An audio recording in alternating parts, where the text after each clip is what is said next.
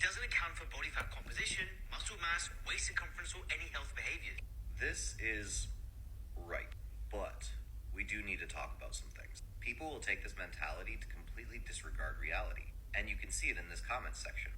This commenter saying that her friend has a 30.4 BMI and is tiny. Just to give you some perspective on that, a 5'4" woman would have to be 180 pounds in order to have an over 30 BMI. I don't care who your friend is, that's never going to be tiny. Or this woman blaming her over 40 BMI on muscle mass. If you have an above 40 BMI as a female, you need to wake up. It's not muscle mass. You are carrying enough body fat to be at significant health risk. In fact, there was another video with this same format done by this woman, where she says, according to this BMI, I'm obese, but also according to this BMI. But in between these two situations, she'd lost 80 pounds, which could have her going all the way from obese class 3 off the scale to obese class 1, which is obviously going to be significantly healthier for her. So while BMI may not be a perfect system, we shouldn't completely ignore the reality of our own situation because the BMI test said something we don't like.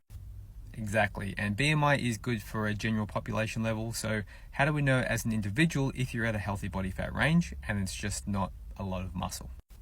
We like to use a height to waist ratio, so ensure that your waist size is less than half of your height for health purposes. Now this is something I've been doing with my clients for the last 10-12 years. For men, we want to keep your belly button circumference around your waist less than 50% of your height. Basically, get to 50% should be your first goal for fat loss. And for women, we're using your small waist, so above your hips, below your ribs, at 47% of your height. Now, this should be a bare minimum. I don't like to see people above this number.